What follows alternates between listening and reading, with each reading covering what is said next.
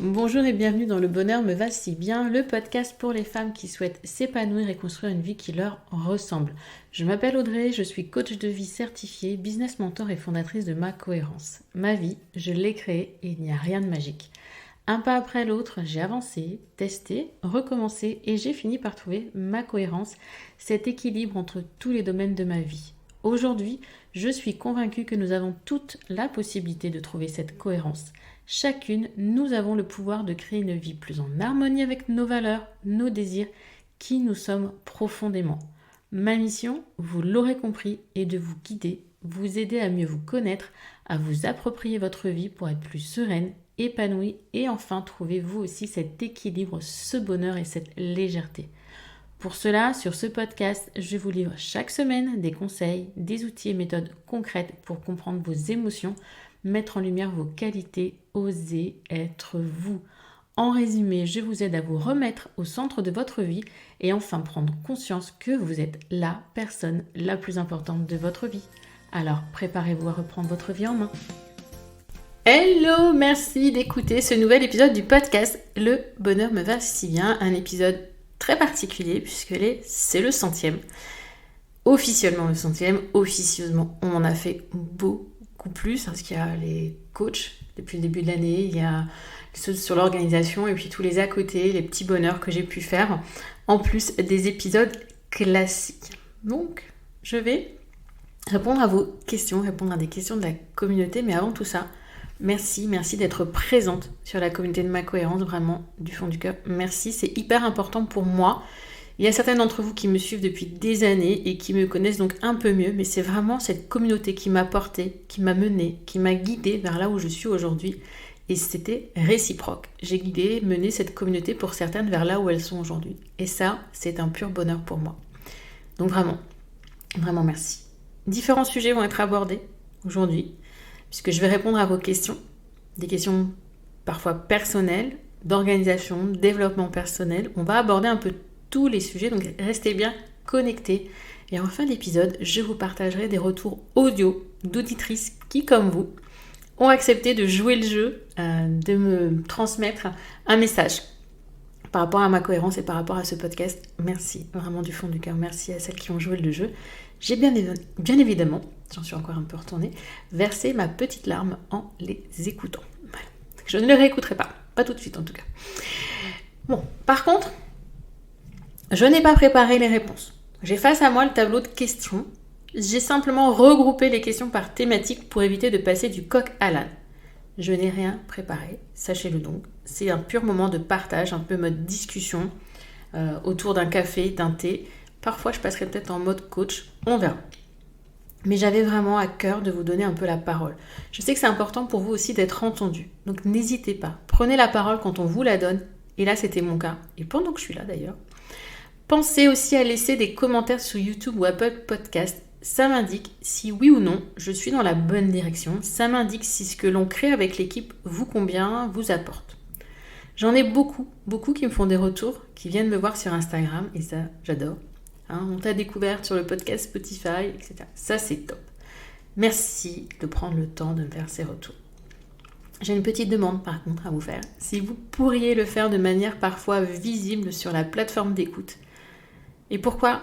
Parce que simplement ça va augmenter la visibilité du podcast et par conséquent je vais atteindre plus d'oreilles et donc plus de femmes qui, je le sais, ont également besoin d'entendre, d'écouter cette bienveillance, ces pistes, ces réflexions qui ne peuvent pour moi que leur apporter du bon.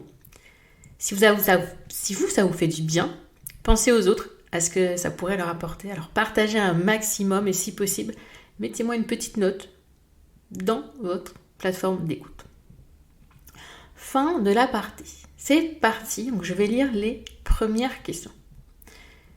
Merci pour ça. Donc il y a personne me dit merci pour les contenus. Tu proposes et merci de nous donner la parole.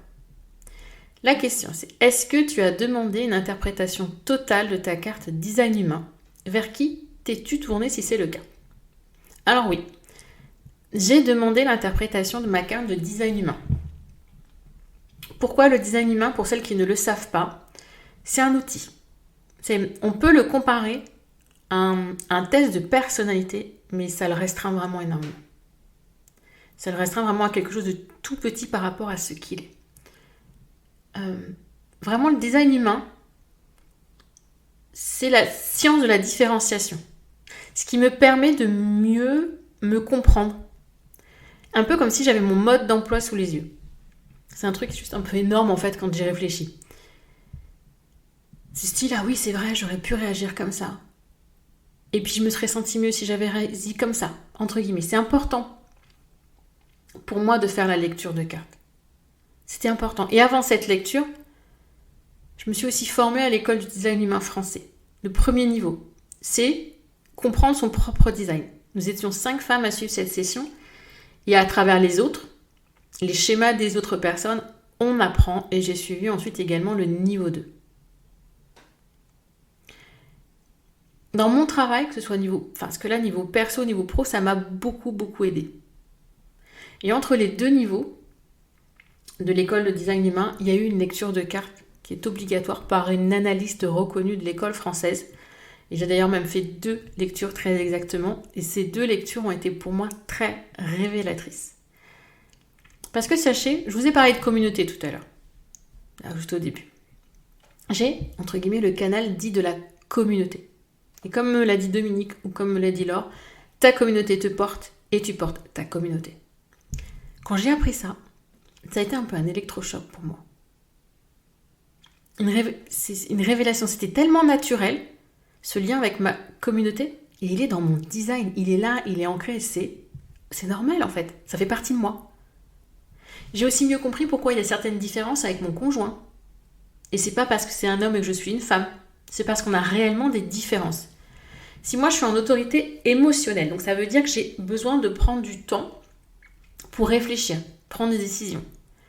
Lui, il est mode sacral, ses décisions elles viennent de ses tripes dans l'instant. Autre exemple, j'ai une racine, donc je suis vraiment désolée pour celles qui ne sont pas adeptes du design humain, mais je vous rassure, c'est que la première partie, on parlera d'autres choses juste après. Mais la racine, chez moi, elle est non définie. C'est la sécurité intérieure que mon conjoint a. Donc il ne se prend pas la tête à réfléchir pendant 36 ans à ce qu'on met dans la valise. Moi, oui. Pour lui, non, c'est sécure. On part comme ça, c'est tout. Moi, je suis en mode panique, je commence à prendre... Enfin voilà, c'est compliqué. Donc, je commence à apprendre à travailler dessus, mais ces différences, elles sont naturelles. C'est pas que je suis moins ou plus ou autre, je suis juste ainsi. Et c'est comme ça, je l'accepte, et je m'aime comme cela. C'est ça, vraiment le design, c'est ça. C'est ça que j'espère il vous apportera. Beaucoup me demandent où se former. Franchement, se former, il faut en avoir envie, honnêtement. En avoir besoin. Si vous vivez avec des enfants, avec un mari, demandez une lecture de cartes pour vous et vos enfants. Pourquoi auriez-vous besoin de vous former? Les formations, elles coûtent cher. C'est beaucoup de temps. Une lecture de cartes, on va vous donner le détail, on va tout vous expliquer. Votre schéma, etc. Vous pouvez soit avoir la lecture seule, soit une version PDF, soit vous pouvez avoir un accompagnement en plus. Réfléchissez à ça. Pour celles qui veulent se former, faites-le vraiment en conscience que ça va prendre du temps. Ça peut vous apporter, ça va vous apporter dans votre relation. Mais est-ce que c'est vraiment ça dont vous avez besoin? Est-ce que ça vous est utile? Et deuxième question sur le design humain, y a-t-il un lien entre design humain et chronotype? Y a-t-il des trucs et astuces entre design humain et productivité? Alors, design humain et chronotype, déjà, chronotype, pour celles qui ne le savent pas, c'est entre guillemets notre rapport au temps. Comment on se sent par rapport au sommeil, notre énergie. Dans la journée, le lion, le dauphin, etc., il y a 4 chronotypes identifiés. Ça va être par exemple que je suis plus du matin, ou que je suis plus du soir, plus dans la journée, etc. C'est ça entre guillemets, le chronotype de façon très très simplifiée. Le design humain, effectivement, on a une partie en fonction de son propre type, une énergie plus ou moins constante, plus ou moins forte. Mais le chronotype, c'est différent parce qu'on est en lien avec le cycle circadien qui est grosso modo le cycle solaire. On va dire la lumière, pas de lumière, etc. Le design humain, c'est pas ça, c'est pas en lien avec ça. Effectivement, on a une énergie qui peut être plus ou moins importante. En tant que générateur, je suis une marathonienne, donc je peux avoir une énergie de fou si je suis bien au bon endroit, dans mon alignement. Je peux faire un 7h, 20h en bossant, il n'y a pas de souci. Un projecteur va avoir une énergie c'est pas plus faible, mais peut-être il va être sprinter en 2h, 3h, mais il va avoir besoin de plus de repos. Donc, c'est différent. Le chronotype, c'est plutôt est-ce que le matin je vais me lever de bonne humeur, je vais être de bon poil, est-ce que je m'endors facilement, est-ce que je dors facilement. Clairement, pour ma part, je ne dors pas bien le matin, c'est assez facile, et voilà, le matin c'est assez facile de me lever, etc. Je suis donc pour moi plus en mode dauphin, tandis que j'ai à la maison 2 osios qui clairement, eux, ne sont pas du matin, il faut rien leur demander le matin, c'est très très compliqué. Par contre, le soir, ils sont à fond quoi, il n'y a pas de problème, ils sont en forme. Et nous sommes 3 générateurs. Mais on a tous un rapport à la gestion de notre temps, à l'équilibre de notre temps par rapport au cycle de notre sommeil qui est différent. Donc Human Design et chronotype à aujourd'hui, je ne vois pas de lien de causalité. Par contre, des trucs entre design et productivité, des trucs et astuces, oui. Je viens de le dire, je suis une marathonienne en tant que générateur. Si je suis au bon endroit, si je fais les bonnes choses pour les bonnes personnes, je peux être hyper productive dans la durée. Sur une longue durée. Un projecteur, comme je l'ai dit, c'est plus un sprinter. Pareil, s'il est au bon endroit au bon moment, il va vous faire 2 heures, en 2 heures, ce que d'autres feront en 4 heures. Par contre, il aura besoin d'un temps de récupération derrière. Les manifesteurs et manifesteurs générateurs, surtout les manifesteurs, ils n'ont pas une énergie qui est aussi présente, elle est un peu plus fluctuante. Donc il est important qu'ils restent bien connectés à leur énergie. Connaître son aura, son type en design humain, c'est s'aider à mieux se comprendre et accepter.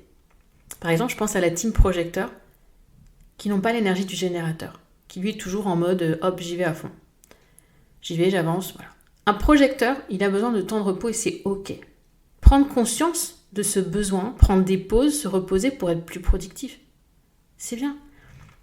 Arrêtez d'être toujours dans je suis mes voisins. Votre voisin, s'il est générateur, il y va, il avance, il fonce. Et vous, en attendant, vous épuisez. Donc, prendre conscience de ça, c'est déjà s'aider à être plus productif. Et vous liez Human Design, vous liez chronotype, vous liez cycle féminin, et là vous êtes au top. C'est pour ça d'ailleurs que j'en parle dans le programme Histoire d'or, parce que préserver son énergie, c'est une source de bien-être. Voilà, pour les questions sur le design humain. C'était pas trop long, j'espère. Mais c'est un sujet qui m'importe beaucoup. Vous allez en entendre de plus en plus parler. Il va y avoir d'autres interviews sur les différents types. Et si vous avez des questions, vous n'hésitez pas à me contacter audrey@macohérence.com. En termes de contenu, peut-être que je créerai des masterclass spécifiques par exemple pour chaque type. On verra. C'est pas encore au goût du jour, mais on verra. Ensuite, on passe à des questions sur l'organisation. La première, c'est ma question se rapporte à l'organisation combinée de la vie pro et le retour aux études. En bref, comment peut-on combiner les deux sans être débordé ? C'est compliqué, mais pas impossible. C'est vraiment ce que je vais faire moi dans mon programme Histoire d'or, c'est un planning type. En fait, un planning dit idéal. Quelle serait ma semaine idéale ? Mon mois idéal, ma journée idéale avec toutes mes casquettes. Comment j'articule mes différentes casquettes ? Et surtout une question qui est juste primordiale, c'est l'important. Qu'est-ce qui est important pour moi et comment j'utilise mon temps pour ça ? On a souvent tendance à mettre toutes nos obligations et tous les je dois, il faut que en premier dans notre planning et se garder du temps pour éventuellement, potentiellement, après, quand il en reste. C'est une grosse erreur. On met au cœur de son temps l'important et on vient le remplir après. Donc là, pour reprendre la question études et vie pro, gros sujet de front. Et là, le mieux réellement, c'est le planning. Donc je travaille en journée, le soir. Quels sont les soirs où je travaille, j'ai des cours, j'ai des études. Quand est-ce que j'ai des devoirs à rendre, des choses à rendre, et vraiment travailler après en bloc de temps. Moi, c'est ce que j'ai fait. Pendant très longtemps, parce que mon blog, je l'ai créé en 2016, je l'ai ouvert en 2016, et pendant plusieurs années, j'ai travaillé en CDI, en alimentant mon blog à côté. Et même quand je suis devenue maman, j'ai continué d'alimenter mon blog. Ce ne sont pas des études, c'est peut-être et sûrement moins chronophage, c'est pas le même rythme, mais malgré tout, je sortais un article par semaine, je faisais des photos, j'animais mes réseaux sociaux et j'avais ce planning type avec des blocs de temps. Par exemple, pendant ma pause déjeuner, j'allais sur les réseaux sociaux où je créais des visuels, etc., etc. Donc vraiment là, pour cette problématique, c'est imaginer cet idéal de planning et essayer de tendre vers ce planning le plus possible. Deuxième chose importante, c'est vider sa tête. Mais vraiment, la vider au maximum.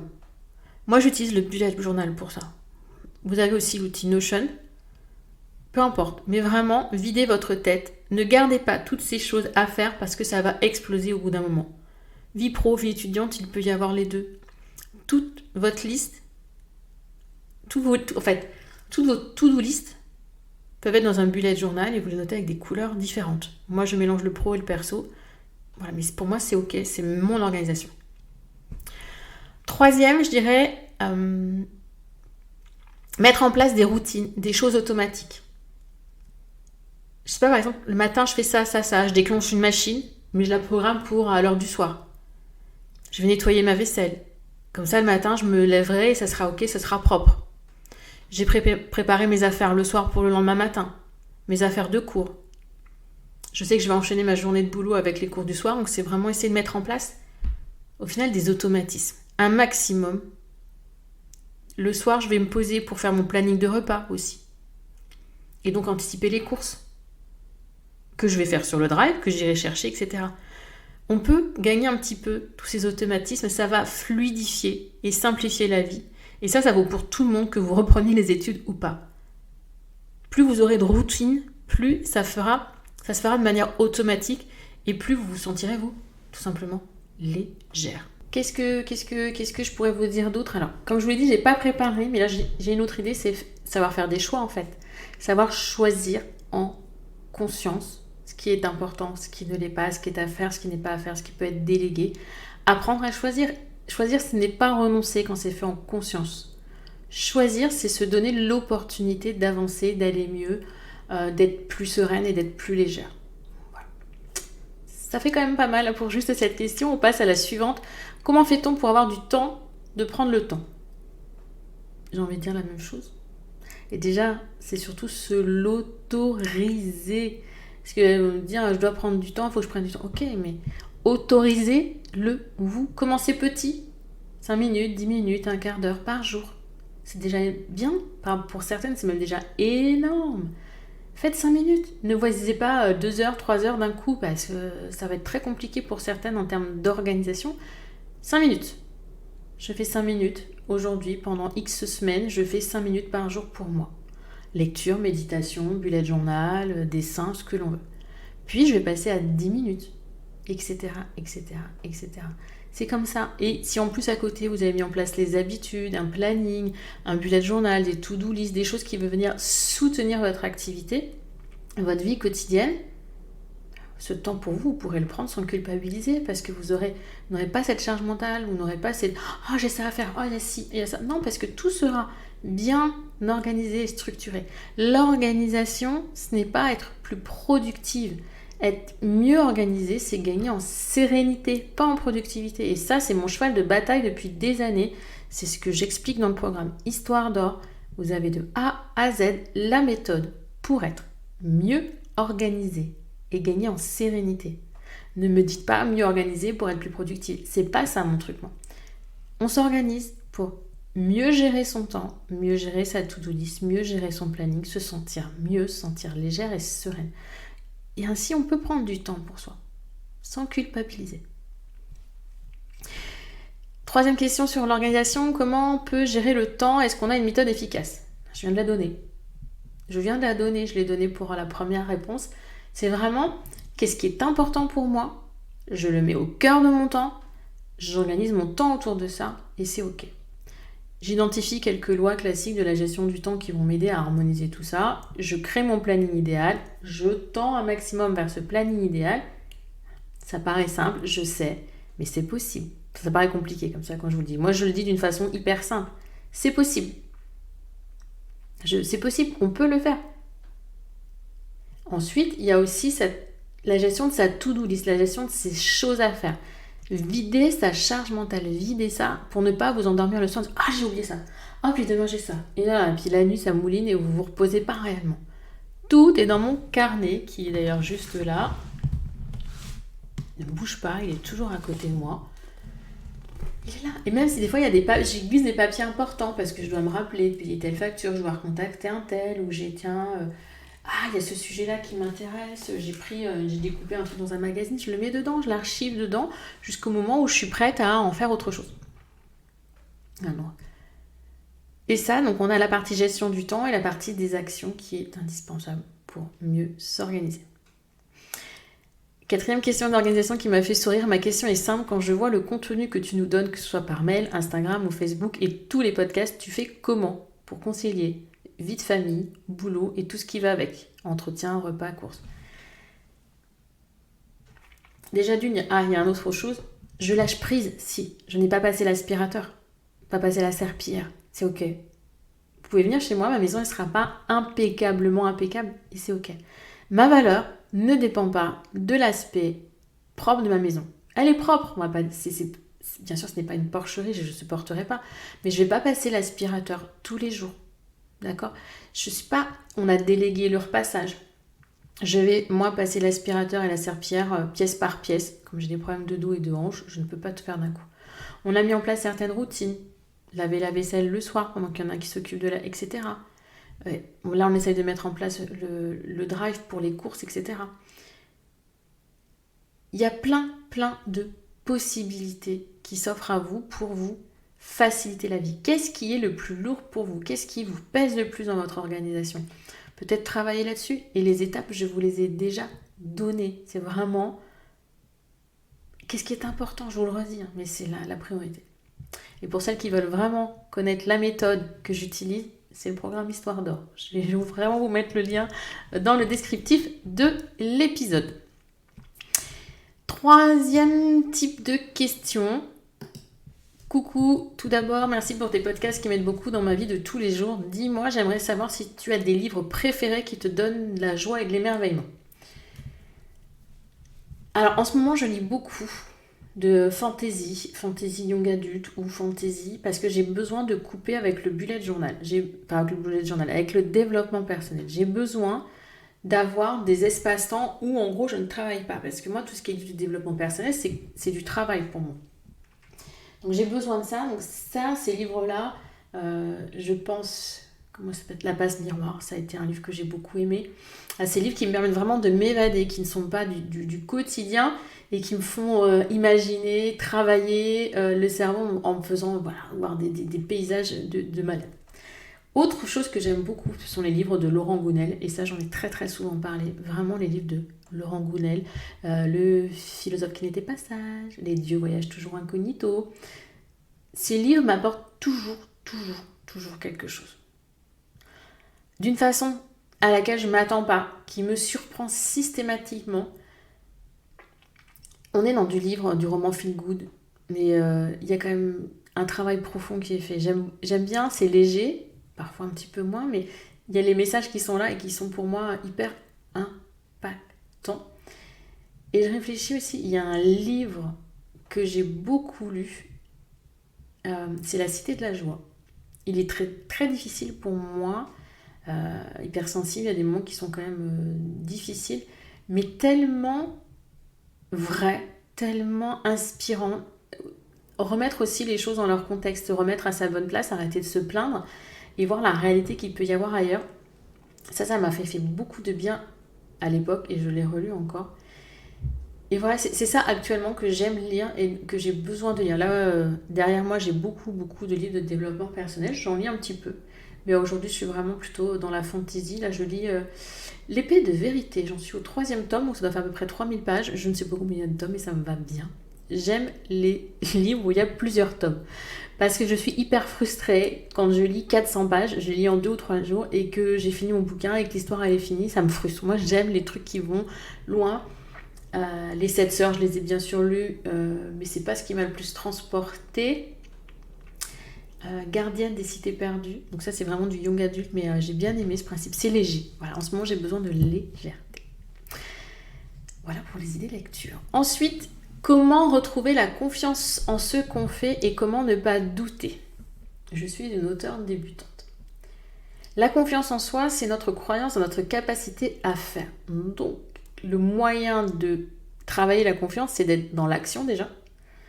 J'avance, même si c'est un petit pas. Et c'est aussi de célébrer les actions qui ont déjà été faites. Peu importe la taille, la grandeur, il n'y a que vous qui pouvez dire si c'est une victoire. Les autres, ils ne peuvent pas le deviner, ils ne peuvent pas deviner à quel point ça a été douloureux, difficile, compliqué pour vous d'arriver à ça. Donc c'est l'action, célébrer l'action, passer à l'action et surtout découper en plus petites étapes possibles. Auteure débutante, je n'ai jamais écrit de livre, j'ai fait des mémoires pour mes études. Et quand on a 100 pages de mémoire à écrire, on ne se dit pas demain j'écris mon mémoire, parce que sinon on ne l'écrit pas. Demain je vais structurer l'intro. Après-demain je vais rédiger l'intro. Je vais faire le plan. Je vais structurer la partie 1. Je vais rédiger la partie 1 de la partie 1, etc., etc. On découpe tout en plus petites mini-étapes pour que ça nous apparaisse moins comme une montagne. Et on avance. Et surtout, pour ne pas douter, on a un pourquoi qui nous appartient et qui est profond. La problématique dans le doute, bien sûr il y a la confiance en soi qui vient, mais c'est on ne s'autorise pas à aller vers ce que l'on veut, ce que l'on souhaite, ce qui est important pour nous.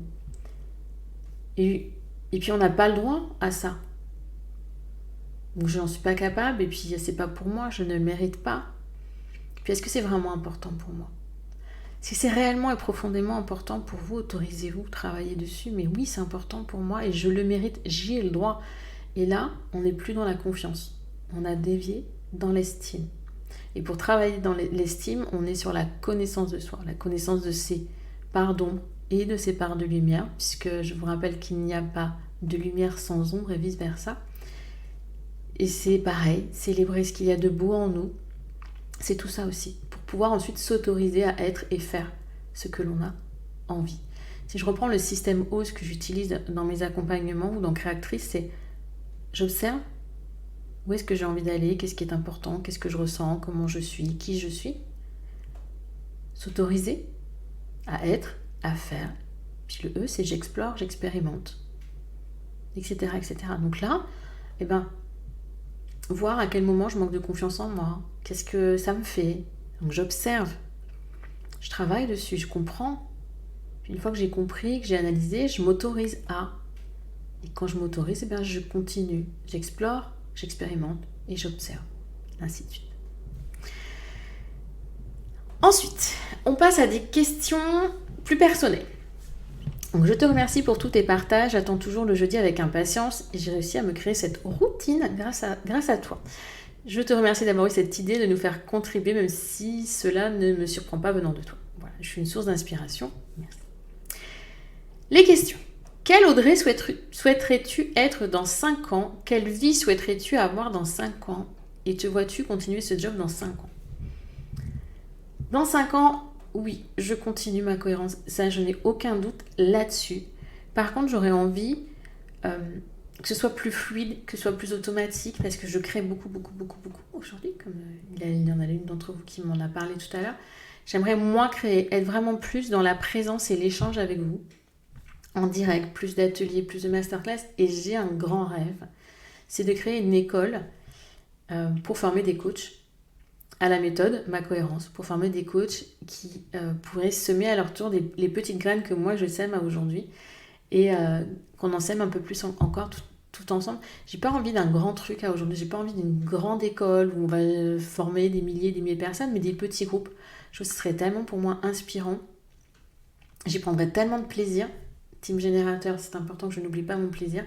C'est ce que je vois. Voilà, Ma Cohérence, je la vois grandir, je la vois mûrir, je la vois évoluer. Et moi, en tant que femme aussi, je me vois grandir, je me vois mûrir. J'ai déjà pas mal grandi ces derniers mois, ces dernières années. J'ai beaucoup évolué, je trouve plus sûre de moi. Et j'ai encore envie d'incarner cette femme inspirante, d'incarner cette femme solaire. Mieux peut-être dans mon corps, un rapport au corps plus équilibré, avoir repris une activité sportive qui me permet d'avoir un corps plus dynamique. Aujourd'hui, j'ai l'impression de m'empâter dans mon fauteuil. Donc c'est pour ça, trouver un équilibre de temps pour m'autoriser, ce que je ne fais pas aujourd'hui, pour prendre du temps pour moi, pour ma santé physique. Et quoi d'autre dans 5 ans? Mini aura presque 10 ans, donc Mini s'apprêtera à rentrer pas loin au collège. Donc il y a cet aspect-là que j'ai plus de mal à visualiser. Ce qui est important, c'est que cette relation qu'on a aujourd'hui perdure. Cet échange, de garder vraiment cet échange et ces temps que l'on a ensemble qui sont hyper importants pour moi. C'est toujours au cœur de mon temps, hein, je vous l'ai dit pour l'organisation, mettre au cœur de son temps l'important. Et il est là mon important, il est avec elle. Donc ça, ce sera pour moi primordial. Le couple aussi, le couple est là. Et comme on l'a dit avec Florentine pendant les rencontres, le couple, ça se construit. Et ce couple, il est là avec moi, il m'accompagne, il me guide, il me chiffonne, il me chafouine parfois. Mais c'est pour m'aider à mieux grandir. Donc il y a aussi cette complémentarité qui est là et qui est importante pour moi, pour l'avenir. Et puis peut-être ma maison en bord de mer. Petit sourire pour celles qui me suivent depuis un petit moment. Peut-être. C'est un de mes rêves, avoir une maison en bord de mer. Je ne désespère pas, je ne dis pas que je l'aurai demain, mais je dis que je l'aurai un jour. Parce que le problème quand on se fixe des objectifs, souvent ce n'est pas l'objectif en lui-même, c'est le délai qu'on se donne. Et là, c'est pas encore un objectif, c'est une intention. Donc voilà, pour moi, dans 5 ans, pour ma cohérence, je pense que j'ai répondu à la question. Ensuite, qu'est-ce qui a changé en toi et pour toi depuis le premier podcast? Alors, le premier podcast, c'était février 2022. Non, 2021. Ah, déjà. Ah ouais, ça fait beaucoup. Je ne sais même plus. C'est grave, docteur. Mais 2021. Qu'est-ce qui a changé? Ah bah, j'étais beaucoup plus timide à l'époque, beaucoup moins sûre de moi. La confiance en soi a quand même... Vous voyez, en passant à l'action, en étant dans je fais, et ben ça a quand même énormément aidé pour ma confiance et aussi mon estime de moi. Je suis beaucoup plus à l'aise. Et puis surtout, ma cohérence a aussi évolué. J'étais presque toute seule. Aujourd'hui, j'ai une équipe qui est là. J'ai un chiffre d'affaires qui roule, mais j'aimerais structurer et équilibrer ça de façon à ce que ça tourne de plus en plus de façon automatique. Donc j'ai une équipe, mais j'ai aussi des amis entrepreneurs autour de moi, chose que je n'avais pas au démarrage, c'était assez difficile. Il y a plein de choses en fait. Il y a eu... j'ai grandi, ma cohérence a grandi, les amis qui m'entourent ont grandi, Mini a grandi aussi. Je gère mieux mes émotions, je gère mieux mes impulsions, je gère mieux mes idées. J'évite de m'enflammer trop beaucoup. Voilà, c'est la différence entre la Audrey qui a créé ce podcast et la Audrey d'aujourd'hui. Mais vraiment, le gros point, c'est pour moi la confiance, réellement. Ça m'a énormément apporté au niveau confiance. 4e, 5e catégorie, comment garder la motivation d'agir et surtout éviter la procrastination. Et 2e question, comment arriver à ne pas remettre les choses à plus tard. La procrastination, elle n'est pas que négative. La procrastination, donc c'est l'art de remettre au lendemain, ce que l'on peut faire le jour même. C'est aussi un signe qu'il y a quelque chose qui ne va pas, un signe d'un désalignement, un signe de je suis pas ok. Bien évidemment, je parle là d'une procrastination qui s'installe, pas juste j'ai pas sorti les poubelles. On essaye quand même d'arrondir, d'amoindrir, de déculpabiliser. La procrastination, elle est naturelle et elle peut être la cause de pas mal de choses. Fatigue passagère. En hiver, on a souvent des moments où on est quand même plus fatigué qu'en plein été. Donc c'est ok si un soir, on n'a pas envie de faire ci. C'est ok si un week-end, on se dit je fais là, je reste là et je ne fais rien. Procrastination, oui. Tant que ça ne dure pas, tant que ce n'est pas problématique, pour moi, on est ok. Après, c'est aussi voir clair dans là où on va. S'autoriser, ça je l'ai dit tout à l'heure, avoir une vision claire, détaillée et précise de là où on va, parce que au final, ça va être on sait qu'on va avoir tel petit pas à faire, on va pas se poser de questions. Parce que dès qu'on commence à se poser des questions, on est hop, je m'arrête, je réfléchis, nanani, qu'est-ce qui se passe? Et là, on commence le petit moulin, le petit vélo, la petite voie intérieure et c'est fini. Tandis que quand tout est mâché, quand il y a vraiment ce plan d'action qui est là, qui est précis, j'y vais, j'avance, je sais ce que j'ai à faire. Je vais me mettre à courir. La semaine prochaine, je cours. Mardi matin, je cours une demi-heure. Voilà, ça c'est mon objectif. Okay. Puis mardi matin, je vais pas courir une demi-heure. J'ai pas les baskets. Ah, c'est dommage, t'as pas les baskets. Ok, la première action, c'est peut-être de s'acheter les baskets avant de dire je vais courir. Quels sont les freins et obstacles que vous allez rencontrer pour vous lancer dans votre projet? Et on essaye de slalomer entre. Quelles sont les peurs et blocages? La procrastination, c'est aussi très souvent un évitement émotionnel. J'ai une émotion, j'ai une peur, j'ai quelque chose qui me chafouine, j'y vais pas. Ok. Et si plutôt on demandait à cette émotion ce qu'elle a à nous dire, ce qu'elle veut nous partager, pour ensuite avancer dans son objectif. Et la motivation, j'en ai parlé tout à l'heure avec le doute. Cette motivation, elle est là si le pourquoi vous avancez, il est réellement important pour vous, profond, et que c'est réellement pour vous. La tante Berthe qui vous demande nanana, est-ce que c'est important pour vous? Non. Votre boss qui vous demande de venir travailler un samedi matin, alors que vous avez décidé de faire autre chose, que vous n'avez pas l'envie? Non. Par contre, samedi matin, vous allez bosser, vous avez une prime de temps et vous savez que ça va vous permettre de financer vos vacances, etc. Et que ça va vous aider la motivation, elle n'est pas la même. Donc, motivation égale pourquoi. Quel est le pourquoi? Si je prends l'exemple des bâtisseurs de cathédrales, que je me rappelle, on va prendre 3 ouvriers, ils peuvent travailler actuellement sur Notre-Dame, on va prendre cet exemple-là. Il y en a ils font tous les 3 la même chose. Il y a le premier, il est en train de poser une pierre, vous allez le voir et vous lui demandez ce qu'il est en train de faire. On va dire, je pose une pierre, quoi, ça se voit. Okay. Deuxième, un peu plus loin, qui pose également une pierre. Et vous lui posez la même question, qu'est-ce que vous êtes en train de faire? Je construis ce mur-là. Okay. Le troisième, toujours pareil, il pose une pierre. Et vous lui demandez, mais qu'est-ce que vous êtes en train de faire? Ah, mais moi, je construis une cathédrale, madame. Clairement, la motivation n'est pas la même. Quel est votre pourquoi? Et vous trouverez votre motivation. Comment retrouver une communication de qualité? Donc là, on va parler communication. Qualité dans notre couple, comment se connecter à l'autre quand on ne s'aime pas. Là, j'ai pas envie de répondre sur la question communication. Parce qu'il y a la fin qui me chafouine. Donc je passe un peu en mode un peu coach. Quand on ne s'aime pas, quel est l'intérêt de de retrouver une communication dans ce couple quand on ne s'aime pas? Quel est l'intérêt de rester dans ce couple quand on ne s'aime pas? Il est où le pourquoi? Quelle est la motivation? Et une fois qu'on aura cette motivation, on pourra réfléchir à la communication. Parce que la communication sera un moyen d'appuyer mon pourquoi, mon comment.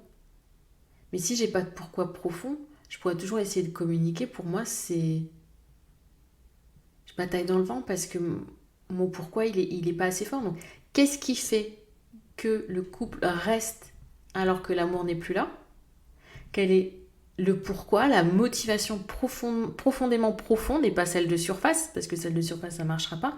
Et une fois que c'est OK, si les deux parties sont OK sur le principe, la communication... Parce que la question qui vient là-dedans, quelle technique, processus utiliserais-tu pour faire comprendre à une personne avec laquelle tu travailles que son comportement et ses agissements te minent sans pour autant te rendre mal à l'aise? Donc, pour moi, il y a la communication non violente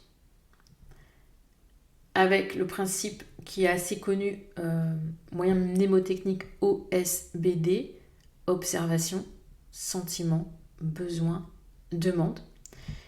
Il y a la méthode ESPER. Donc là, je ne l'ai plus trop. Il faudrait que je fasse quelques recherches, mais la méthode ESPER. Et il y a aussi, en cas de conflit, vraiment, c'est la méthode DESC, D-E-S-C. Mais le principe, OSBD, enfin communication non violente ou DESC, c'est la même chose. Quelle est l'observation que je fais? Observer telle une caméra, sans ressenti, sans émotion. Je décris une situation... Je ne suis pas dans le jugement. Quel est mon ressenti par rapport à cette situation? Comme les émotions qui me traversent, comment je me sens, etc. Quel est le besoin? Quel est le besoin que j'exprime? Qui est derrière? Et enfin, quelle est la demande? Comment j'exprime ma demande liée à ce besoin? Surtout, dans tous les cas, on oublie le tu qui tue. Retenez ça, le tutoiement, c'est accusateur en fait. La personne, à peine vous lui aurez dit que déjà il se sera senti agressé, il sera mis en mode défensif et il sera pas bien. Et forcément, vous n'aurez pas la même profondeur d'écoute, de communication et de partage. Et n'oubliez pas, la communication et la relation, c'est 3. C'est vous, la personne, plus la relation. Ce n'est pas vous et la personne. Il y a cette relation qui se crée en plus, qui est une 3e entité. Et c'est là où c'est important de se projeter. Qu'est-ce que j'apporte moi à la relation? Qu'est-ce qu'elle m'apporte à moi dans l'autre sens? Parfois, se poser de simples questions comme ça peut aider. Et dans le cadre professionnel, personne m'a mis entre parenthèses, envers les usagers et moi-même également. Les usagers, ils sont assez grands, c'est leur problème, ça les regarde. En fait, s'il y a un professionnel qui dépasse les bornes, aux usagers de le signaler, de le signifier, de se manifester, d'exprimer ses besoins. C'est sa responsabilité. La responsabilité, ma responsabilité à moi, c'est est-ce que j'exprime ou non ce que j'ai exprimé, ces agissements qui me minent, ou je lâche prise. Je peux aussi lâcher prise parce qu'au final, c'est peut-être pas si important que ça. Mais si ça me mine, c'est qu'il y a quand même un degré d'importance. Donc, comment lui communiquer en lui faisant prendre conscience de mon besoin et de mon ressenti? Je prends ma responsabilité de ressentir ça. C'est moi, c'est mon éducation, c'est ma façon d'être, ma façon de vivre. Lui n'a peut-être pas le même besoin, les mêmes valeurs, les mêmes envies de son côté. En quoi et pourquoi moi je devrais lui imposer? Non, je ne lui impose pas. Je l'informe, je lui fais part et j'accepte déjà d'emblée qu'il dispose de cette information et que c'est à lui de prendre sa responsabilité derrière. Je n'ai pas à le convaincre, j'ai pas absolument ma valeur ne va pas dépendre de sa réaction. Ma valeur, c'est moi avec moi. Il est d'accord, il n'est pas d'accord. Ok. Au moins, j'ai exprimé ce que j'avais exprimé. Et c'est vraiment exprimer ses besoins, voilà, c'est ça, en reprenant sa responsabilité et en arrêtant de déposer sa responsabilité dans les mains de l'autre. Il est tel qu'il est, nous sommes tels que nous sommes, nous avons tel besoin, c'est mon besoin. Est-ce que tu acceptes de prendre en compte mon besoin ou pas? Voilà. Et parfois, il y a des personnes qui font des choses, qui agissent sans même s'en rendre compte. Et rien que de leur dire, de la façon la plus neutre, posée possible, ces personnes vont prendre du recul et dire « Ah, mais c'est vrai, mais je ne me rendais pas compte que j'agissais comme ça. Je ne me rendais pas compte que je faisais ça. » Etc. etc. J'en ai terminé avec les questions que vous m'avez posées. Je pense qu'on a déjà fait pas mal. J'essaye de valider les audios parce que même moi, j'ai pas pu les écouter. Je suis un petit peu beaucoup dégoûtée. Mais en tout cas, merci d'avoir pris le temps de répondre au questionnaire, de m'avoir posé vos questions. J'espère, pour celles qui se sont reconnues, avoir répondu comme il faut. Si vous avez dit besoin d'éclaircissement, besoin d'autres informations, vous n'hésitez pas. Et comme je l'ai dit, je mets de toute façon les liens importants dans le descriptif de cet épisode parce que je ne l'ai pas dit, mais sur la confiance en soi, vous avez une playlist complète pour vous aider à travailler la confiance en soi. On a des épisodes sur l'organisation, sur les habitudes, etc. Donc j'essaie de vous faire une playlist exhaustive en dessous de cet épisode ou de cette vidéo pour vous permettre d'aller plus loin s'il y a des sujets qui vous interpellent. Et je vous le rappelle, je reste à votre écoute pour des idées, des thèmes, pour vos questions, vos besoins, vos problématiques. Vous me contactez sur Instagram, ma_cohérence ou en messagerie audrey@macohérence.com. Place à présent à vos audios, à vos messages. Encore merci à celles qui ont pris le temps, qui ont eu l'audace, qui ont osé m'envoyer ces messages. Comme je vous dis tout à l'heure, j'ai quand même versé plus d'une larme d'ailleurs en les écoutant. Vraiment, sachez que voilà, pour celles qui entendront leurs audios, merci du fond du cœur, merci. Et puis je vous retrouve tout à la fin pour la conclusion. Seulement quelques mots pour dire ce que m'apporte ma cohérence. C'est compliqué.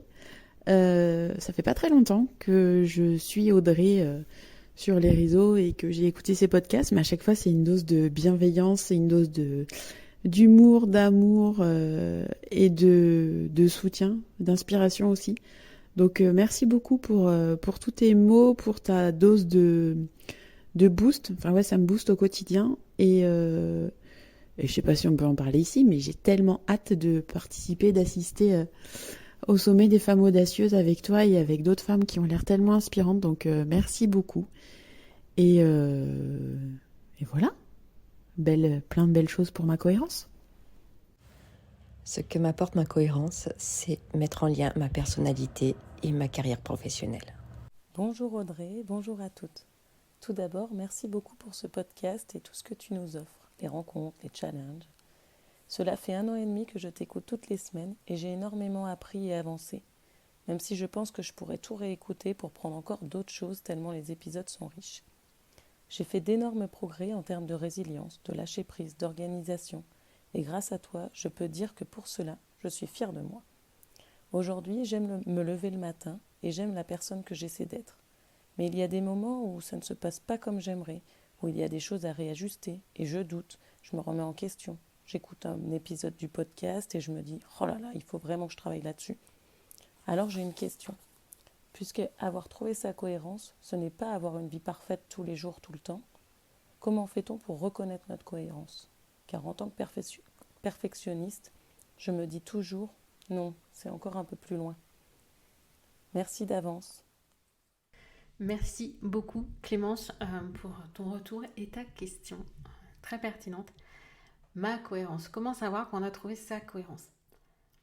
On sait qu'on est au bon endroit, au bon moment, avec les bonnes personnes ou seul. L'une d'entre vous m'avait partagé son ressenti et on avait pleuré en fait de joie, d'émotion parce qu'en fait c'était simplement tout était bien, tout était ok, il n'y avait rien à réajuster, rien d'autre à faire, c'était juste parfait, c'était bon. Et cette cohérence, c'est se sentir aussi en harmonie, pour trouver un synonyme en harmonie dans les différents domaines de sa vie. C'est que les différents domaines de notre vie aient leur juste place dans notre vie. Si vous êtes quelqu'un qui a une ambition professionnelle de réussir, d'évoluer, d'avoir un poste important, forcément, votre travail aura sans doute une place plus importante qu'une femme qui va souhaiter s'occuper plus proche de ses enfants et qui a pour ambition d'être une maman juste là, présente pour ses enfants et qui n'a pas d'ambition professionnelle. Être maman, c'est un boulot à plein temps, on est d'accord. Mais forcément, l'harmonie, l'équilibre pour elle ne sera pas le même. Et on le ressent, cet équilibre. On sait qu'on n'est plus tiraillé entre tête, ah j'aurais dû, j'aurais fait, j'aurais su, machin, potentiellement. Non, c'est ok, voilà, c'est fluide. C'est fluide. On se pose beaucoup moins de questions. Et c'est cette fluidité, cette harmonie, cet équilibre qui est là et l'équilibre, c'est précaire. C'est un peu comme si on était sur un fil, vous savez, puis on arrivait parfaitement à marcher sur le fil. C'est juste waouh, dingue. Je marche sur le fil et c'est ok. C'est ça en fait, cet équilibre. Et forcément, un coup de vent, une question de trop, ma tête balance. C'est ça, mais c'est pas la perfection, la cohérence. C'est juste avoir le sentiment, le ressenti d'être à sa juste place. Avoir trouvé sa juste place. C'est ça, avoir trouvé sa cohérence. Bonjour Audrey, bonjour à tous. Je m'appelle Sonia, la cinquantaine passée, et je suis Audrey de ma cohérence depuis plusieurs années via ma découverte du bullet journal puis du développement personnel. J'ai suivi la quasi-totalité des rencontres, 1, 2, 3 et 4, et j'ai hâte des prochaines, femmes audacieuses. Et j'ai aussi été dans le groupe des pépites. J'ai effectué plusieurs formations, dont un accompagnement en groupe sur plusieurs mois. À l'aube de mes 50 ans, j'étais une personne bloquée dans ma vie, ne sachant vers où aller et qui avait perdu son estime de soi-même, qui n'osait plus, qui avait des blocages et beaucoup de peur. Grâce à tous les contenus, que ce soit payant, mais énormément de contenus gratuits, que ce soit les masterclass, les formations, les articles de blog, les podcasts et même les rendez-vous de motivation du lundi, j'ai appris à mieux me connaître, à connaître mes valeurs, mes forces et j'ai repris confiance en moi. J'ai aussi gagné beaucoup de sérénité en termes d'organisation. J'ai pu, Grâce à énormément de bienveillance de la part d'Audrey, des intervenants et de tous les membres de la communauté, me fixer des objectifs et les atteindre. J'ai reçu des clés et diverses pistes à explorer. Je suis sortie enrichie de toutes les rencontres, avec un sentiment de joie et de faire partie d'une famille, tellement la bienveillance et la bonne humeur étaient présentes. Actuellement, je ne suis plus celle qui s'était perdue. J'ose aujourd'hui. Je continue l'exploration de moi-même avec beaucoup plus de sérénité. Ma cohérence signifie pour moi suivre un chemin qui me permet d'être heureuse, en étant alignée avec mes valeurs. C'est faire des choix en conscience et tendre de plus en plus vers mon bonheur. Ma cohérence, c'est mieux me connaître, c'est vibrer avec mon cœur, avec un corps aussi qui suit mon rythme et mon mouvement, et des pensées et des actes qui sont totalement en accord avec moi-même. Et c'est un cheminement que je continuerai toute ma vie. Et pour cela, je désire remercier vivement Audrey, les personnes de la communauté et tous les intervenants. Un petit vocal pour le 100e épisode de Ma Cohérence. Je tenais à dire que je suis abonnée à la newsletter depuis plusieurs mois, voire plusieurs années maintenant, et que celle-ci arrive dans ma boîte mail à peu près tous les jours, et c'est réellement, comme le titre l'indique, ma dose d'inspiration et de motivation, de par les mots ou les thèmes qui sont abordés.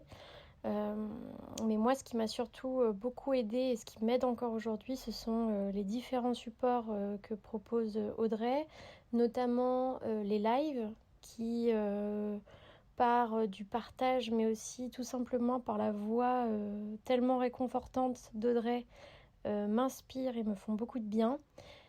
Mais également les supports tels que les carnets de vacances ou les bilans de fin d'année à imprimer.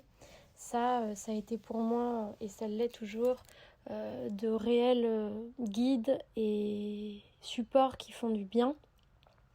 Ils me permettent notamment de prendre du recul sur les situations, de poser mes émotions, ce qui est très difficile à faire pour moi, d'affronter mes peurs et également de prendre un petit temps créatif où mon cerveau n'est pas en train de ruminer constamment, mais se pose tout simplement pour colorier ou même faire des mots croisés.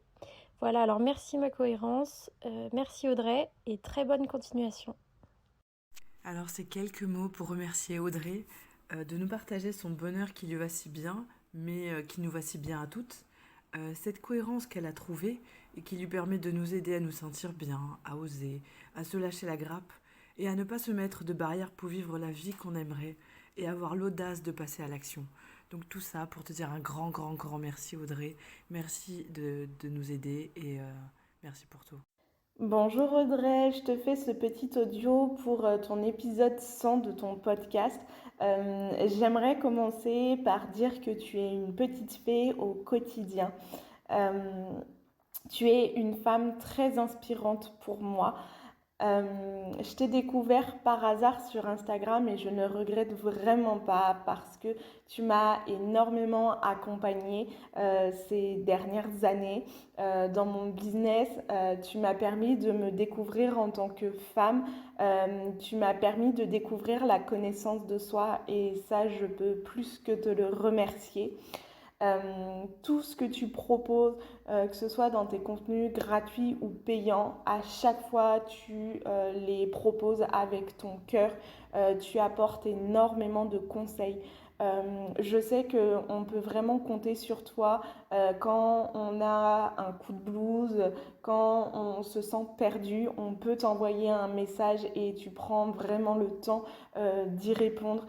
Tu es d'une grande écoute et ça fait énormément de bien. Je voulais vraiment te remercier pour tout ce que tu nous proposes au quotidien et merci d'être un petit peu rentrée dans mon quotidien parce que ça a été une rencontre juste magique et je sais que on va encore avoir de très belles discussions, donc je te remercie énormément. fin de cet épisode 100. Un épisode 100, ouais, je suis un peu chargée en émotions de me dire que waouh, ça y est, 100 épisodes sont sortis, 100 épisodes, qu'il y a eu de si belles choses qui se sont passées pendant l'évolution de ce podcast. Donc je suis très fière aujourd'hui. Donc c'est vraiment important pour moi que vous compreniez à quel point vous êtes importante pour moi. Comprenez bien que sans vous, ce podcast, il ne servirait à rien. Ce podcast, il serait vide. Ce podcast, je pourrais y partager tout ce que je veux. Si vous n'écoutez pas derrière, il n'aurait réellement pour moi aucune utilité, si ce n'est peut-être flatter mon ego. Et ce qui à aujourd'hui m'importe, c'est vraiment vous aider, vous accompagner vers un mieux-être, plus de confiance, plus de légèreté, une meilleure organisation, peu importe. Souvent, vous venez à moi pour un bullet journal, pour l'organisation, et vous repartez, femme plus épanouie, plus légère, plus sereine, plus confiante. Et c'est ça, moi, qui me fait vraiment vibrer aujourd'hui. C'est ce qui me permet de vivre ma cohérence. Donc, si vous avez envie de trouver la vôtre, si vous avez envie d'être plus confiante, plus sereine, plus légère, de trouver votre place, celle qui vous fera sentir cet équilibre et cette harmonie dans votre vie, continuez d'écouter ce podcast. Venez rejoindre les créatrices. Prenez un coaching individuel, je suis en mode promo, mais franchement, c'est possible. Quoi que vous choisissiez comme solution, écoutez ces podcasts, continuez à télécharger les supports, suivre les masterclass, challenges, etc. de ma cohérence. Vous dire non, il est temps là, il est temps maintenant, j'ai besoin d'avancer, j'en ai envie, j'en ai besoin et j'y ai le droit. J'ai le droit de changer, j'ai le droit d'apporter un souffle, j'ai le droit de trouver cette place.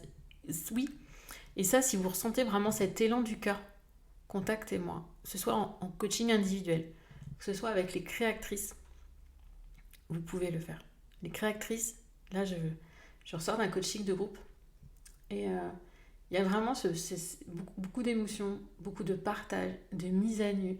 Ces femmes, en fait, qui s'écoutent dans le non-jugement, qui se retrouvent, se reconnaissent, se reconnectent par les mots MOTS et MAEX de l'autre. Et cette force du groupe, je sais que pour certaines, ça fait peur. On n'est pas obligé de partager. On n'est pas obligé. On peut être là et simplement écouter. Rien que cette écoute active, elle apporte parce que ça résonne, ça nous interpelle, ça nous titille, ça nous questionne. Donc, où que vous en soyez, si vous sentez que vous avez besoin, si vous sentez qu'il vous manque quelque chose, ne perdez pas trop de temps. N'attendez pas trop. Le temps passe et je sais qu'on peut travailler sur soi, seul, mais on arrive parfois à des blocages. Et le temps, c'est tellement précieux. Le temps, c'est notre ressource la plus rare, que vraiment apprenez à mettre au cœur de ce temps ce qui est important pour vous. Je vous le répète, vous êtes la personne la plus importante de votre vie. Sur ce, je vous dis à la semaine prochaine. Je vous remercie de m'avoir écouté tout ce temps et je vous souhaite vraiment beaucoup de bonheur parce que le bonheur nous va si bien. À très bientôt.